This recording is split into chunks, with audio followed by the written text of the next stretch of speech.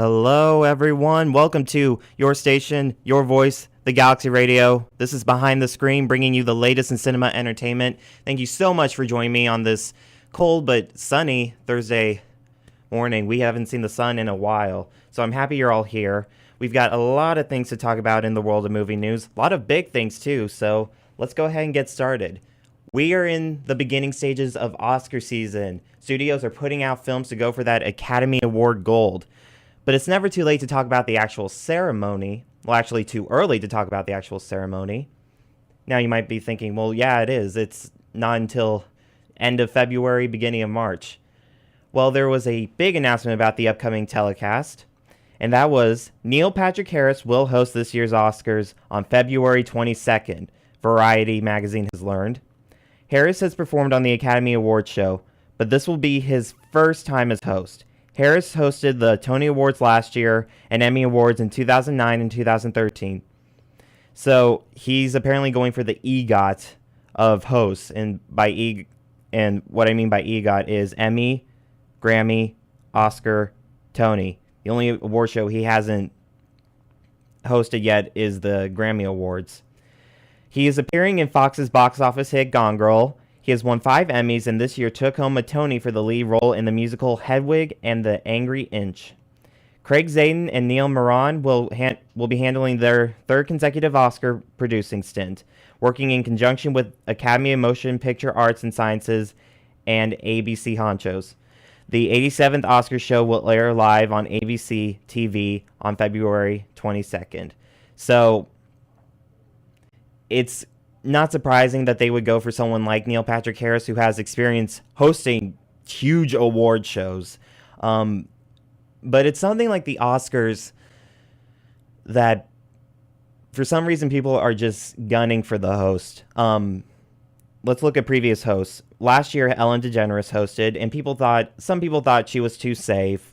The year before, Seth MacFarlane hosted, and people thought, he was too crass and putting too much of his Family Guy persona into the Oscars. And then we had Billy Crystal, and we had Anne Hathaway and James Franco. Let's not talk about that.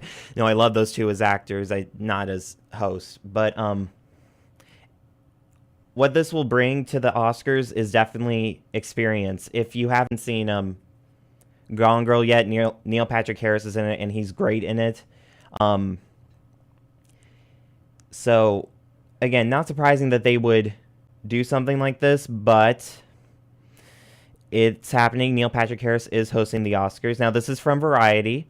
It hasn't been, officially confirmed by the studio, by the producers of the Oscars. But no doubt in my mind, I trust Variety fully, and I think, and they are confident in this, that Neil Patrick Harris will host this year's Oscars on February 22nd.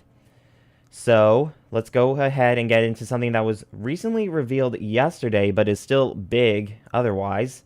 Warner Brothers has unveiled its full slate of upcoming DC Comics-based movies, treating us with the news of standalone Wonder Woman, Green Lantern, and Cyborg films, among many others.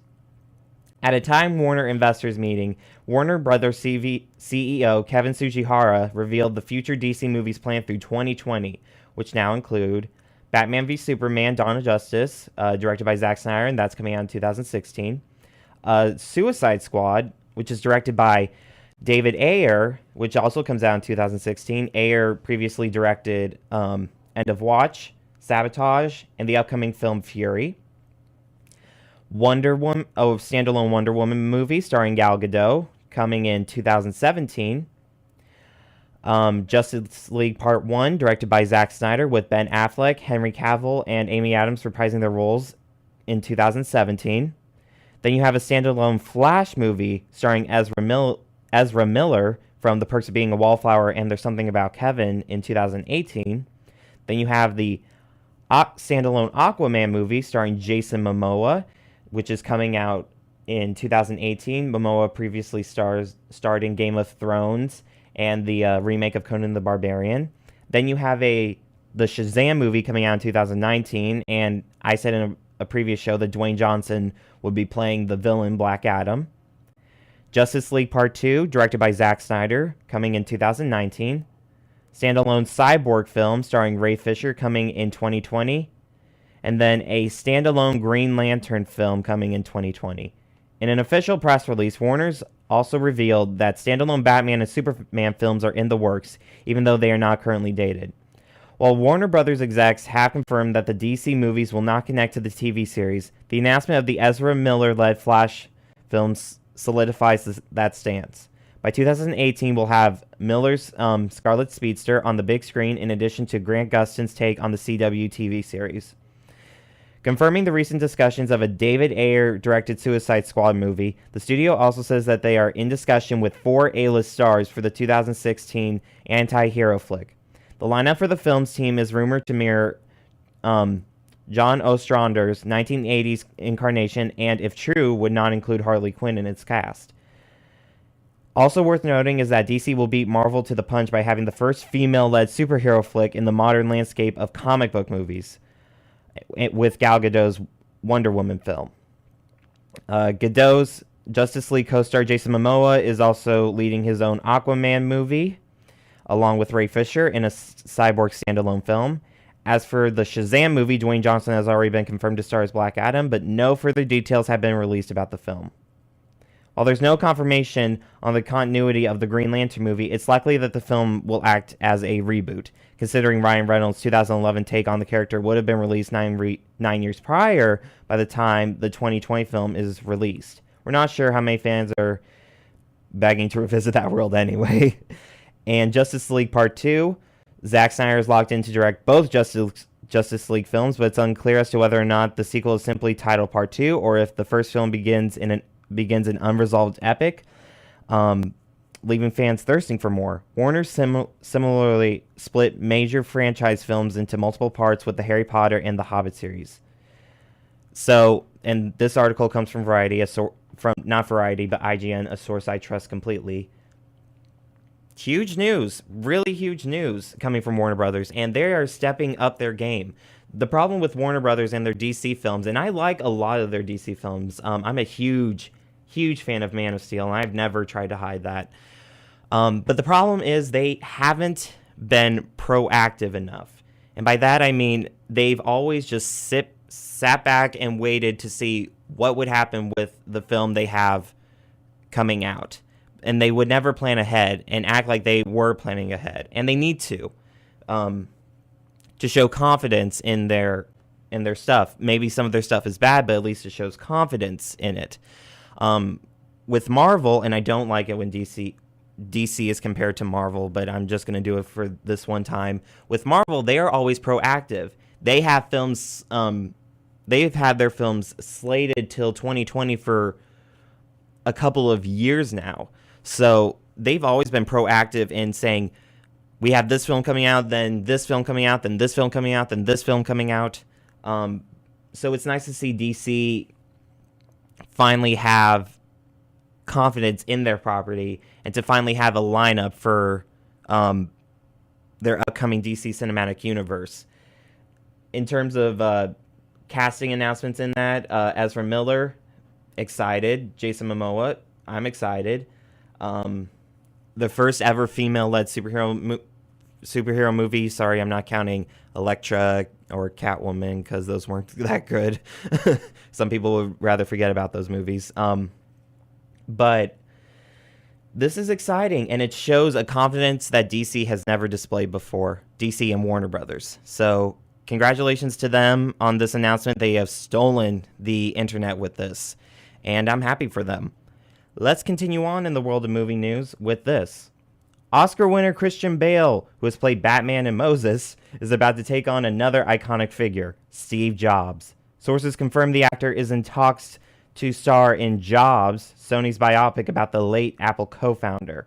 Based on Walter Isaacson's biography Steve Jobs, the real-life drama is directed by Danny Boyle and written by Aaron Sorkin. Scott Rudin will produce along with Mark Gordon and Guyman Cassidy. Sorkin has publicly said the movie will be divided into 3 long scenes, each taking place backstage before one of Apple's famous product launches. The first one being the Mac, he told the Daily Beast. the second one being the Next, after he had left Apple, and the third one being the iPod. It's a little like writing about the Beatles, he added. There are so many people out there that know him and revere him. Leonardo DiCaprio has been circling the role but eventually passed to take time off from acting. David Fincher had also been in talks at one point to direct. Sony acquired the rights following the Apple mogul's death in 2011. Bale, who can next be seen in Ridley Scott's Exodus, Gods and Kings, is still negotiating for the Travis McGee pick, The Deep Blue Goodbye at Fox. Sources tell Variety, which is where this article comes from, talks have been taken longer than expected because Bale was not interested in doing a sequel to Deep Blue, while Fox wanted one. Insiders say Bale would likely shoot Jobs in the spring and follow up with The Deep Blue Goodbye. Now, let's take this all with a grain of salt. This is Variety saying it, and while I trust Variety, the studio hasn't confirmed it, just like back in the just like with the Oscars, studio, the Academy Motion Picture Arts and Association hasn't confirmed Neil Patrick Harris is hosting, but I trust Variety full-heartedly. They have so many resources with studios. So if this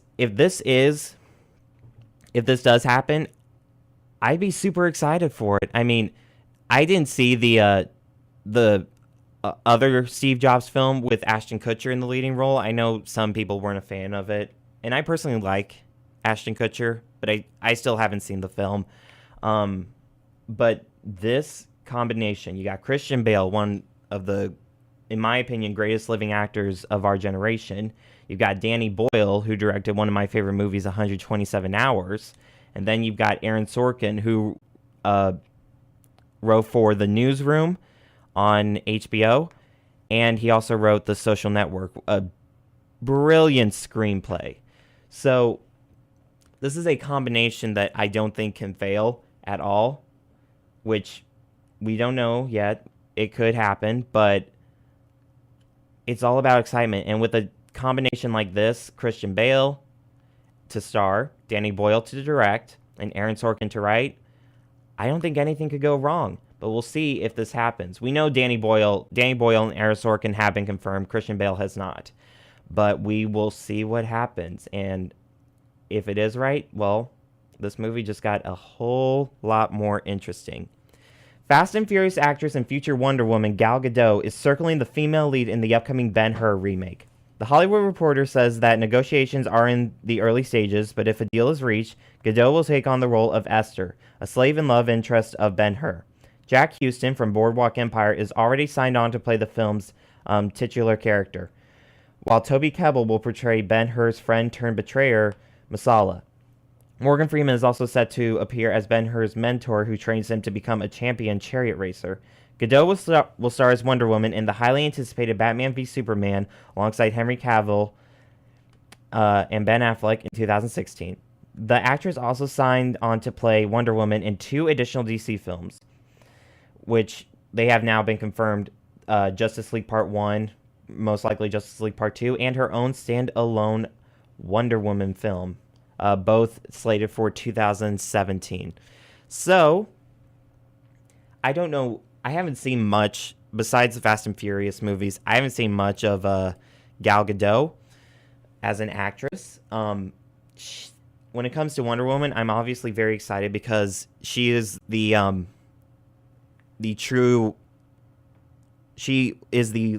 first and most famous female superhero. So it's exciting to see her on the big screen. I'd like to see what Gadot does with her. But I mean, we'll see. And this is a great cast. Let me go over again. Jack Houston, Toby Kebbell, and Morgan Freeman. I mean, who doesn't love Morgan Freeman? So, and now we got Gal Gadot. So this is a chance for her to show that she can do more, especially in a remake of Ben-Hur. So let's see and hope for the best. But I personally think I have confidence in her. I personally think that she'll do great as Wonder Woman. She's a great choice. And it's exciting to see her go on and do other roles as well. Oscar winner Javier Bardem of Skyfall and No Country for Old Men may add another villain to his filmography. Bardem is reportedly in early talks to play the bad guy in Pirates of the Caribbean Dead Men Tell No Tales. Christoph Waltz had been rumored to play the film's villain, but Bardem currently holds the offer and is in discussions to tackle the part of Captain Brand, a ghost bent on revenge against Captain Jack Sparrow, who he holds responsible for the murder of his brother, according to The Wrap. Jeffrey Rush is expected to reprise his role as Barbossa, who would likely team up with Captain Brand. Other returning cast members will likely include Ian McShane and Stephen Graham, and there could be cameos from Orlando Bloom and Keith Richards as well. There's also room for significant new characters, including a British soldier and a young girl he hopes to protect. This isn't the first pirate movie villain role in Bardem's been up for this year. He was reportedly eyed for the role of Blackbeard in director Joe Wright's Peter Pan movie, a role that ultimately went to Hugh Jackman. Bardem's wife, Penelope Cruz, was the female lead in the fourth installment, Pirates of the Caribbean on Stranger Tides. No word yet on whether she'll reprise her role for Dead Men Tell No Tales. The directors of Kon-Tiki will direct Pirates 5, which is set to shoot in Australia in early 2015 for a July 2017 release. Bardem and pirate star Johnny Depp previously teamed for the 2000 drama Before Night Falls. So, I can't believe I completely missed out on that story, but luckily I found it. This is exciting. Javier Bardem is really great at playing villains, and unlike a lot of people, I'm a fan of the Pirates of the Caribbean movies. As silly as they are and as over the top Johnny Depp is, even though I think Captain Jack Sparrow is one of the best characters ever created. It's exciting to see Bardem go into another villain role. And Jeffrey Rush is returning. I always loved him in these films. Ian McShane might return. That would be great. And it's coming out until July 2017. And the directors of Kon-Tiki, that film was nominated for an Oscar for Best Foreign Language Film. So they've obviously got two great directors to work on it. So those are my thoughts on Javier Bardem joining Pirates 5. It's exciting, and I'm excited to see Johnny Depp back in the role of Captain Jack Sparrow. I mean, why would he want to get rid of it? It's a huge, huge moneymaker. So let's go ahead and get into the weekend box office. One of my favorite things to talk about. At number 1, we have Gone Girl, which made $26 million. Number 2, Dracula Untold, which made $23 million. Number 3, Alexander and the Terrible, Horrible, No Good, Very Bad Day, making $18 million. Number 4, Annabelle, making $15 million. Number 5, The Judge, making $13 million. Number 6, The Equalizer, making $9 million. Number 7, Addicted, making $7 million. Number 8, The Maze Runner, making just a tiny bit below $7 million. Number 9, The Box Trolls, making $6 million. And number 10, Left Behind, making $2 million. I'm happy that Gone Girl is at number 1. I saw it over the weekend, and I think it's a great film. It's my favorite film of the year, personally. So that's exciting. Dracula Untold, Alexander and the Terrible, Horrible, No Good, Very Bad Day, they had great numbers, too. Dracula Untold was made for a budget of $70 million, made $23 million. I think that's above expectations for what Universal thought. And Alexander and the Terrible, Horrible, No Good, Very Bad Day, directed by Buena Vista Pictures, which is a subdivision of Disney. Budget was $28 million and made $18 million, so it's on track to do well at the box office. The Judge, with Robert Downey Jr. and Robert Duvall, came out, made $13 million, made for a budget of $50 million. Not the best numbers, but I think it'll make its money back. Number 7, Addicted. I haven't really heard of this movie. It made $7 million, and its budget is not listed under Box Mojo. So that is the weekend box office. Let's see what the change was. For Gone Girl, it only had a 29% decrease. Annabelle had a 57% decrease in week 2. The Equalizer had a 48% decrease. The Maze Runner, 35%. The Box Trolls, 44%. And Left Behind, 55%. Boy, Left Behind is not doing good at all. It's its total gross is 10 million. It was made for a budget of 16 million. It will not make a. It's not going to make a profit. It may make its budget back, but profit, I don't think so. So there's the weekend box office. Again, no surprises, really. But I'm happy that Gone Girl is number one. If you haven't seen Gone Girl, please go check it out. Ben Affleck gives his best performance yet. Rosamund Pike is fantastic. Tyler Perry's really good. I never thought I'd say that, ever. Neil Patrick Harris is great. Carrie Coon, Kim Dickens. Carrie Coon is my favorite character in the film. Plays the main character's sister, and she's really great in the film. Kim Dickens is really great in the film. One of my favorite SNL alumni, Casey Wilson, is in the film, and she does good work too. She's not in it for much, but she's really good. Scoot McNairy, who is one of my personal favorite actors today, is in the film, and he has a great scene in there. So please go check out Gone Girl. It's directed by David Fincher, and it's written by the novel's author, Gillian Flynn. So go check it out. It's absolutely... I heard that it's not a big change from the book, so that's always great for those of you who love the book and don't want to see it changed in any way. I love this movie, and I hope you go see it. So please go see it. So let's go ahead and talk about what is playing right now in theaters. And that would be a few things. One, we have the upcoming film Fury. This stars Brad Pitt, Logan Lerman, Shia LaBeouf, Michael Pena, John Bernthal. And here's what the film's about. April 1945.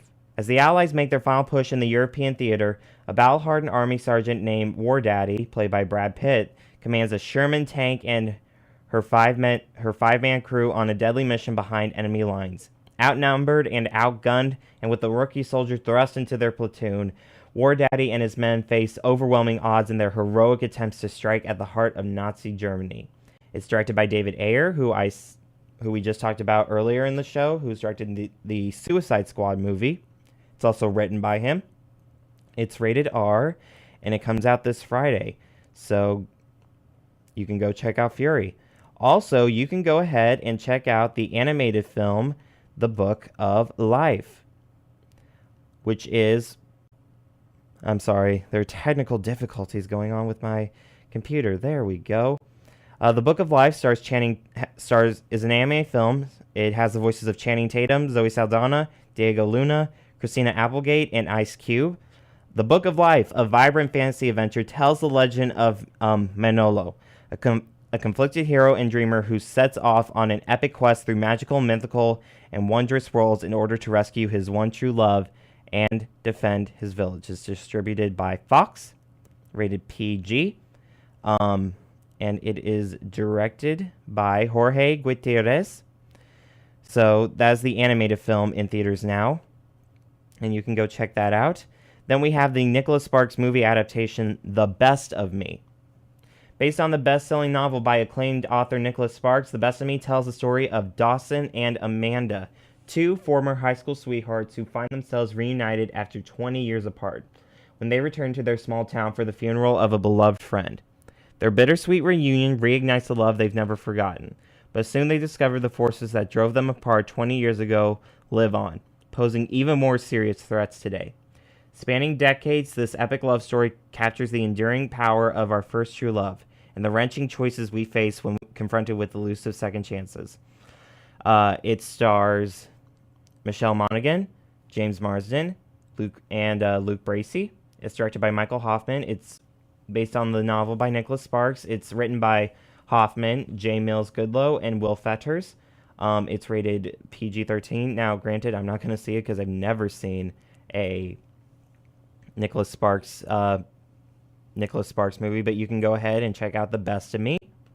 And finally, we have Birdman, which is an Oscar contender. Birdman, or The Unexpected Virtue of Ignorance is a black comedy that tells the story of an actor, played by Michael Keaton, famous for portraying an iconic superhero, as he struggles to mount a Broadway play. In the days leading up to opening night, he battles his ego and attempts to recover his family, his career, and his self. It's distributed by Fox Searchlight, rated R, directed by Alejandro Gonzalez Inarritu, written by Nicolas Gicabon and Alexander Dinelares Jr. and Alejandro Gonzalez Inarritu. It stars Keaton. It also stars Zach Galifianakis, Edward Norton, Andrea Riseborough, Naomi Watts, and Emma Stone, and Amy Ryan. So those are the films that are playing in theaters today. The one I'm most excited about is Fury, directed by David Ayer. So go check out either Fury, The Book of Life, The Best of Me, or Birdman. But you could also take home a movie on Blu-ray, and I've got a movie that you might want to take home with you. And it is X-Men Days of Future Past. I said in an earlier show that it was out on iTunes, and it still is. You can get it for $14.99 HD, $13.99 for SD, but it is out on Blu-ray. You can go to the Blu-ray contains deleted scenes, making of documentaries, basically the usual. But it's a film, one of my favorite films of the year. I highly recommend you go and get X-Men Days of Future Past on Blu-ray. It's out on Blu-ray right now. Thank you all so much for joining me today on this week's edition of Behind the Screen, bringing you the latest in cinema entertainment. I love what I do. You are listening to your station, your voice, the Galaxy Radio.